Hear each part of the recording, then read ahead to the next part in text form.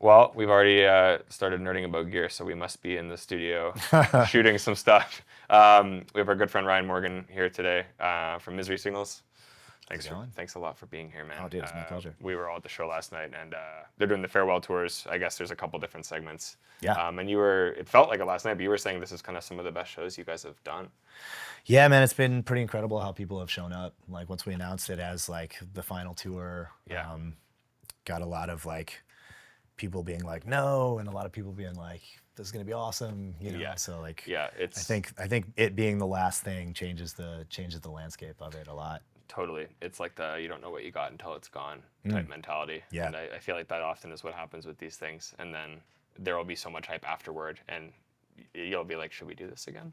Yeah. Like I was joking with someone the other day. I was like, well, these were so good. It almost makes it harder for it to be the end. But but it makes them special. Yeah, I'm really glad we did it like this. Yeah. It's been awesome. Last night definitely was. And yeah, I think we got linked up through Stu in your band, and it's funny I say Stu from Comeback Kid, but he was from Misery Signals first. Yeah. But now he's our buddy Stu from Comeback Kid. And yeah, I got to see Stu last night for the first time in a while. Yeah, it's great. Jeremy was there, Comeback Kid guys were there. You guys had their 612s. Yeah. Which is awesome. It was funny. Cole from Trench, I met randomly on a flight like a month ago, and I guess he saw my Revv bag, and he's like, yeah, I think we're going to be using a bunch of your cabs, and then he texted me, he's like, we got to get some of these things, and it's like, they're hype on them. Those guys are great. Like Trench is an awesome band. If like people seeing this don't know them, like their new record sounds so cool. It's very cool. It's like a very, very fresh take on that type of hardcore. Yeah, I would say, like there's lots of cool like sounds going on. Their stage show is great. Yeah, they've thought through everything, you know what I mean? Like the visuals are all there when they play live and stuff, which is great. Which I feel like is something with that type of music that does often get overlooked because they just want to raw dog it and just be like the hardcore band. Yeah, be punk and like exactly. They're like a more refined version of that, which is really, really cool. Mm-hmm. So yeah, you guys have got our rigs out now. I always like asking people this. What was your first touring rig? Well, I mean, we could go all the way back before Misery Signals. Sure. When I had like what's called a PV trans tube head. I remember those. Do you remember those? I do. Yeah, they were actually it was just a solid state that they had like scooped in a way that they're like, it just sounds like a tube amp. I remember that. It was like the solid state tube, and they ended up putting that in like all their little combos. There was like the valve state, and like all that stuff. And they didn't sound bad at the time. No, it tricked me enough in my like 19-year-old brain that I was like, yeah, it's cool, it's good.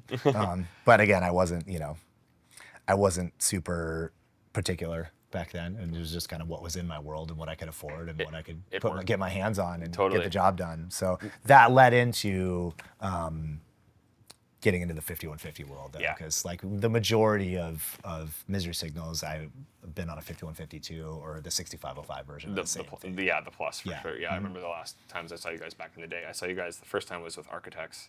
Oh, cool. I think it was at the Garrick. You were probably there, Manny. Yeah. Cool. And it was the 6505 rigs at that point, and you guys using those. I think there was a couple other bands that at the time I had a Black Star head, which was awesome.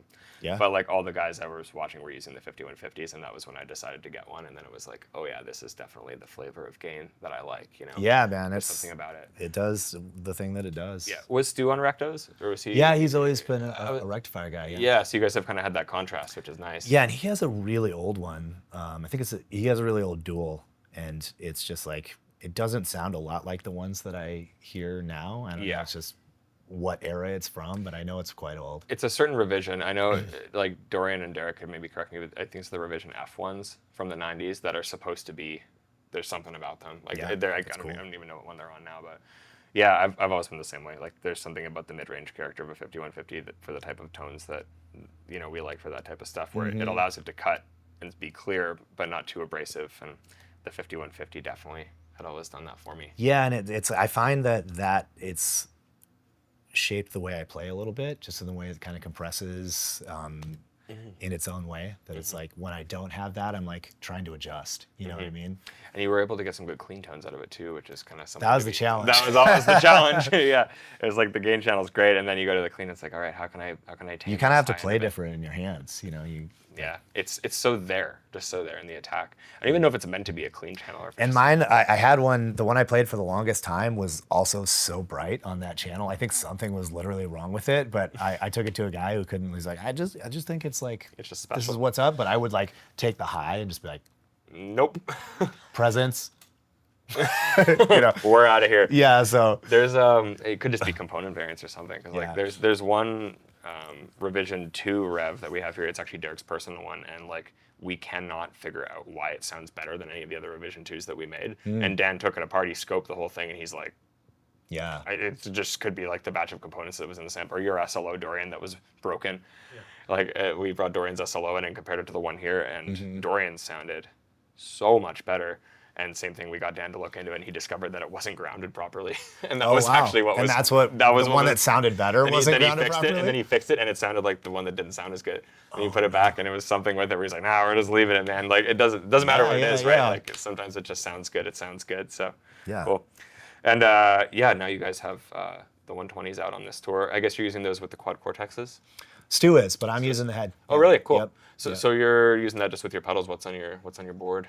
I have a lot of delay going on, so I have a delay in front. Yeah. You run in front on the loop? Well, one of each. So I Cool. run one in front that has like an infinite hold. So I just kind of Okay. step on it and like make swells and Yeah, in between song, just like Interlude things. stuff. Yeah. Yeah.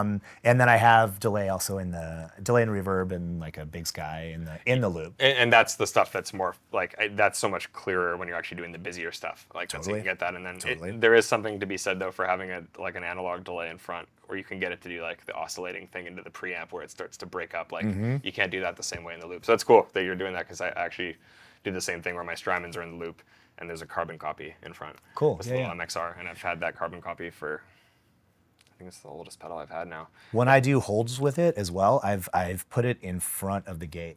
Oh, yeah. So that way I don't have to I can still have the gate cutting off and all the like clean tails and stuff from the effects loop. That's But what if really I want it to like hold, Yeah. or if I want it to be like keeping the gate open to be nasty, like I just use that delay in front of it. So it's like gives you a lot of versatility. That's a really smart way to do Yeah. that, actually. That's awesome. Are you using the G8 still? Yeah. We brought this up several times when Ryan's been here, but if anyone hasn't seen it, Ryan made I think it was a TikTok video, or was it just like a reel? Yeah, it was a real It was Instagram. just an Instagram reel on how to run the G8 in 4-cable method, and it like went viral. And Derek, like, he grew up on different music than us, and I just remember him sending me this video. He's like, "Do you know this guy?" I'm like, "Yeah." He's like, "We got to reach out to him." Like, Yeah, get him hooked up, because were you using a gate before, just like the NS2 or the IS? Yeah. Yeah. But I was running it in front for a long time, and I made that video because I was so, I guess, a little bit mad that I didn't know earlier. Because the NS2 That- can run that way. Yeah, that Yeah. it was that much better, because I was like, as I've heard people like putting it in the effects loop, but then like I didn't quite understand the 4-cable thing that was Right. happening. Yeah. Until pretty late in the game. So like Right. I was actually so stoked about it. I was like, I want to share the knowledge. And we really appreciate Yeah, it. yeah. 'Cause it was funny too, because like the feel totally changes, and I wasn't aware of running it like I also had an NS2 and did the same thing where I just put it literally first in my chain and ran a bunch of other pedals and stuff after it, and running a 6505 where all the noise is coming from your preamp section. Yeah. It's like I wish I knew that when I had that pedal. And then Dan made this, and then I was reading the manual, and I was like, tried it, and it was just like, It's so different. So different. Especially in recording too, when you have like all that line noise cleaned up. It's totally. sweet. I've actually seen a few people, because it's quite transparent, just using it just to get rid of like rack noise and stuff too. So Sure. it's cool. But yeah. Yeah, I do have a tilt in there too, just since we're talking about Oh right, yeah, the boost. Yeah, the tilt boost. And you're not boosting a ton level wise. It's mostly for the shape, or are you boosting a lot with it, do you think? Not too much. Yeah. Not too much. It's like it's just a nice little extra. For me, it's like it's just the same thing. It's like a feel thing. It's not like for a ton of extra level or boost, but just the way you can kind of shape the tilt EQ to get the mids the way you want, and that kind of just gives you the attack that you want. Like it's definitely more of a utility thing for me. Yeah, it changes the game for the clean too, because I switch back and forth a lot between Right. clean and Yeah, of and to have that be consistent in front of both different channels is nice. Totally. Yeah, you guys do like a lot of the clean tone stuff. Yeah. Yeah. And I guess with the clean channel and the generator not having any gain, that does give you like a little bit more. It feels more playable. Yeah. Yeah. Cool, man. In that regard, you want to maybe show me a sound that you like it? Like you're a purple channel guy. We were talking about that. Right, and I have gone back and forth, because I like both the red and the purple, but I'm hype on purple right now. I think I am too. Yeah, it was funny. We were talking about that before, because like with Comeback Kid, Jeremy was a purple guy and Stu is a red guy, and I think now Stu has also leaned this way, because it's just, I don't know, it's just tight. And I think for the types of tones that you're going for, like the purple is the more modern one. we've talked about this today, but like people always ask me the big difference, and I say generally if you're a fan of the more modern high gain tones, you'll get along with the purple just because it's more mid heavy and tighter, whereas the red has a little more sag and like Stu liking like the punk tones and stuff like that. Like that's way more up that alley. But yeah, cool, man. Yeah. So let's see. So we're pretty You got it close sit here. pretty close to how I Yeah. did too. Yeah. And then yeah, I think we're this is like kind of the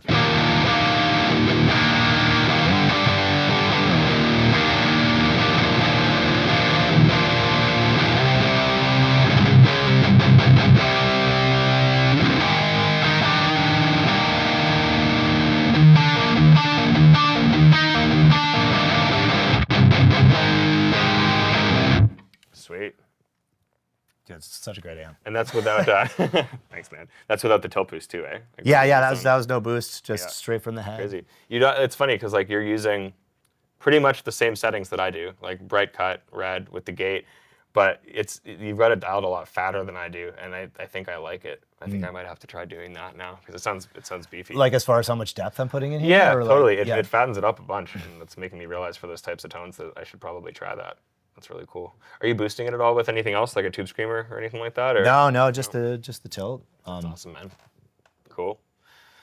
Sometimes that's all you need. It was funny, I had to like trick myself into thinking I didn't need a tube screamer with this amp, and now that I've gotten used to how the aggression stages and stuff work, yeah, and being able to program it too, it kind of is intended to eliminate a lot of that, I guess. I got really used to playing just the amp distortion, like, and I didn't really get into the like boosting or like putting a distortion pedal in front of it really for a long time. Yeah. And kind of also came to that late in the game. I just kind of had what I had and was just always just like, I'm happy. So Yeah, I didn't experiment a lot until later when I was started doing studio stuff that I started. Right, because you do production stuff as well. Yeah, I started messing around and being a lot more experimental when it wasn't live, when I was like listening through a microphone, listening through headphones, and just realizing like how much subtlety that it makes a difference. Totally. Yeah, it makes a big difference. Yeah, I feel like if you were a recto guy, you would have had to do that sooner because with the 5150s, you could get away without having to use a boost like that. Yeah. But with the rectifier, for me, you have to to tighten it up and get that movement. And like I feel like Derek was really hip to it because he was a recto guy. I'm like, what do you mean you got to put a tube screamer in front of it? Yeah. Just turn the it's like he's like, no, otherwise it's flubby. I'm like, no, it's not. You can play a 5150. Yeah, You're totally. good to go. Right. But yeah. Cool, man. Well, thanks for taking the time to chat. You know, I know you guys are just wrapping this up and obviously are eager to get home, but we really appreciate you coming by. And again, really appreciate, the content you put out for us. It's been great to catch up and actually have you by. Yo, it's been awesome. Thanks for showing me all this stuff. It's great to see this stuff in all the stages of being made and what you guys got cooking. It's like, yeah, man. It's cool to come and see. So thanks for bringing me out. Really appreciate it. And there is some stuff cooking, which you'll see soon. So, okay, thanks, guys.